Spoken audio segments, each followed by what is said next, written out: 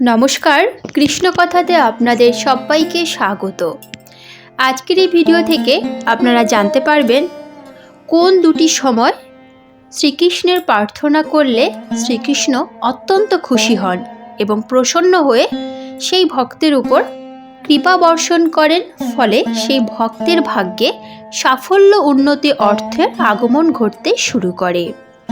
চলুন তাহলে শুরু করা যাক আজকের এই ভিডিওটি শুরু করার আগে এই চ্যানেলে যারা নতুন তারা চ্যানেলটিকে অবশ্যই সাবস্ক্রাইব করবেন এবং ভিডিওটি ভালো লাগলে অবশ্যই একটি লাইক করবেন। কমেন্টে রাধা মাধবের জয়গান করতে ভুলবেন না যেন। তাহলে চলুন আপনিও জেনে নিন শ্রীকৃষ্ণের প্রার্থনা করার সর্বোত্তম সময়। শাস্ত্রমতে ব্রহ্ম মুহূর্ত হল গোটা দিনের সর্বশ্রেষ্ঠ ও মোক্ষম সময়। এই সময় ঘুম থেকে বিছানা ছাড়া দরকার। কাজের মাধ্যমে ভাগ্য পরিবর্তন করতে ও সাফল্য অর্জন করতে ব্রহ্ম মুহূর্তে অবশ্যই শ্রীকৃষ্ণের পুজো করা উচিত। ভারতীয় শাস্ত্র অনুযায়ী সব কিছু নিয়েই উল্লেখ রয়েছে। সময়, কাল, বর্ণ, ধর্ম থেকে শুরু করে দৈনন্দিন কাজ নিয়েও উল্লেখ রয়েছে। তাই যে কাজই করতে চান না কেন সবইতে রয়েছে কোনো না কোনো কিছু কারণ। হিন্দু শাস্ত্র অনুযায়ী শুভ কাজ কিছু করতে হলে একটি নির্দিষ্ট সময়ের প্রয়োজন। কোনো কাজ সম্পন্ন করতে ও সফলতা অর্জনের জন্য কঠোর পরিশ্রম ও উন্নত পরিকল্পনাও দরকার। তবে কঠোর পরিশ্রমের পরও কাঙ্ক্ষিত ফল পাওয়া যায় না, তাই নির্দিষ্ট সময়ে শুভ কাজ সম্পন্ন করা উচিত।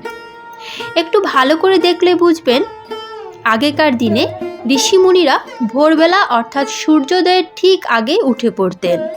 শুধু ঋষিরাই নয়, গ্রামাঞ্চলের অধিকাংশই কাক ভোরে উঠে নিজের কাজ সম্পন্ন করতেন এবং ঈশ্বরের প্রার্থনা করতেন। ভোরবেলা ওঠার উপকারিতা যেমন রয়েছে, তেমনি ধর্মীয় দিক থেকেও গুরুত্ব রয়েছে। শাস্ত্র অনুসারে ব্রহ্ম মুহূর্ত হল গোটা দিনের সর্বোত্তম সময়। সনাতন ধর্মে ব্রহ্ম মুহূর্তকে অত্যন্ত বিশেষ বলে মনে করা হয়। এই সময়ে ঘুম থেকে উঠে যে কোনো কাজ করা খুবই শুভ বলে মনে করা হয়। জীবনে সুখ, শান্তি, ধন সম্পত্তি, উন্নতি, সাফল্য যদি একসঙ্গে পেতে চান তাহলে ব্রহ্ম মুহূর্তে ঘুম থেকে উঠে শ্রীকৃষ্ণের প্রার্থনা করুন। ব্রহ্ম মুহূর্ত কখন তৈরি হয়? হিন্দু ধর্মীয় শাস্ত্রে ব্রহ্ম মুহূর্তকে অত্যন্ত বিশেষ এবং শুভ সময় হিসেবে ধরা হয়। কথিত আছে, এই সময় ঘুম থেকে উঠে প্রার্থনা করলে প্রতিটি কাজেই সফল হতে পারবেন। ধর্মীয় গ্রন্থ অনুসারে ব্রহ্ম মুহূর্তের সময় ভোর 4টে থেকে 5:30 পর্যন্ত ধরা হয়। ব্রহ্ম মুহূর্তে ওঠার পর দেবী লক্ষ্মীর কৃপা সব সময় বজায় থাকে। এছাড়া ভাগ্যের সব দরজা এক এক করে খুলে যেতে শুরু করে। এই সময় ঘুম থেকে উঠে বিশেষ 3টি মন্ত্র অবশ্যই জপ করা উচিত, যেটি আমি আগের ভিডিওতে আলোচনা করেছি। তবে তার সাথে আরেকটি মন্ত্র অবশ্যই জপ করবেন। ওম কারাগ্রে বাসতে লক্ষ্মী, কর্মাধ্যায়ে সরস্বতী, করমূল্যে তু গোবিন্দ প্রভাতে কর দর্শনম। বিশ্বাস করা হয় উভয় হাতের তালুতে দেবতা ও গ্রহের বাস। ব্রহ্ম মুহূর্তে উঠে উভয় হাতের তালুর দিকে তাকিয়ে এই মন্ত্রটি জপ করতে হবে। ব্রহ্ম মুহূর্তে দেবতা ও গ্রহ একসঙ্গে দেখা অত্যন্ত শুভ ও কল্যাণকর। এই কারণেই শাস্ত্র অনুযায়ী দীর্ঘক্ষণ ঘুমানো নিষিদ্ধ বলে বিবেচিত হয়েছে। বলা হয় এই সময় ঘুম থেকে ওঠার অর্থ হলো স্বর্গের সব দেবদেবীরা এই সময় জেগে উঠে পড়েন আর সেই সময় ভক্তি ভরে পুজো নিতে চান। এই সময় পুজো পাঠ করলে খুব তাড়াতাড়ি ঈশ্বরের কাছে বার্তা পৌঁছায় ও উপকারও মেলে। মনের ইচ্ছে দ্রুত পেতে হলে এই সময়টি হলো একেবারে মোক্ষম।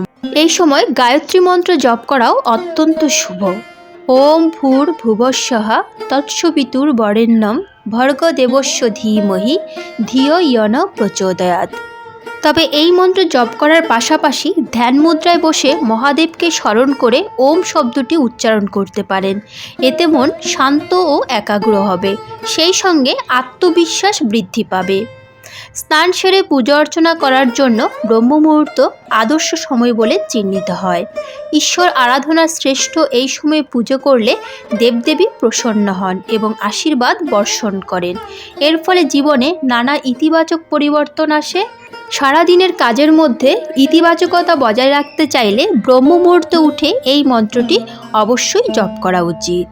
ছাত্রছাত্রীরা এই সময় উঠে মনোযোগ সহকারে পড়াশোনা করলে সুফল পেতে পারেন। বলা হয়, পড়াশোনা করার জন্য ব্রহ্ম মুহূর্ত অত্যন্ত উপযোগী একটি সময়। এছাড়াও এই গায়ত্রী মন্ত্র জপ করার ফলে দীর্ঘ মনোসংযোগ বৃদ্ধি পায়, যেটি ছাত্রছাত্রীদের জন্য একেবারেই উপযুক্ত। তবে ব্রহ্ম মুহূর্তে কয়েকটি কাজ একেবারেই করা উচিত নয়। সেগুলো হলো, এ সময় কোনো নেতিবাচক চিন্তাভাবনা করা উচিত নয়। মনের মধ্যে দিনের শুরুতে যদি নেতিবাচক চিন্তাভাবনা আসে তাহলে সারাদিন নেতিবাচকতা ঘিরে থাকবে এবং সমস্ত কাজে বিঘ্ন ঘটবে। এ সময় কোনো ব্যক্তির সঙ্গে দুর্ব্যবহার করা উচিত নয়, অন্যথায় নিজেকেও নানা সমস্যায় পড়তে হয়। ব্রহ্ম মুহূর্তে কখনোই আহার করা উচিত নয়। ব্রহ্ম মুহূর্ত ছাড়া দ্বিতীয় যে সময়টিতে প্রার্থনা করলে স্বয়ং ঈশ্বর অত্যন্ত প্রসন্ন হন, সেই সময়টি হলো সন্ধেবেলা। দৈনিক হিন্দু ধর্মাচরণে নিত্য পূজাকে বিশেষ গুরুত্ব দেওয়া হয়। হিন্দু ধর্মে ঈশ্বরের উপাসনায় অত্যন্ত শ্রদ্ধার সঙ্গে মূর্তি পূজা করা হয়। অনেক বাড়িতেই অনেকে প্রতিদিন সকাল সন্ধে পুজো করেন এবং তারা ভালো করেই জানেন যে পুজোর কিছু বিষয়ের ক্ষেত্রে যথেষ্ট যত্ন নিতে হয়। তাহলে জেনে নেওয়া যাক সন্ধে পুজোর নিয়মগুলো কি কি। একবার সকালে এবং একবার সন্ধ্যায় পুজো করা হয়। সন্ধ্যায় পুজোর ক্ষেত্রে অত্যন্ত যত্ন সহকারে এই বিষয়গুলো লক্ষ্য রাখবেন। 1 নম্বর হলো শঙ্খধ্বনি নয়। বাড়ি হোক বা মন্দির, দুই স্থানেই সূর্যাস্তের সময় ভগবানের পূজা অর্চনা করা হয়। তবে সূর্যাস্তের পরে বা রাতে পূজা করলে শঙ্খ বা ঘণ্টা বাজানো উচিত নয় বলেই বলা হচ্ছে। মনে রাখবেন, অন্য দিন বাজালেও বৃহস্পতিবার কোনোভাবেই ঘণ্টা বাজাবেন না।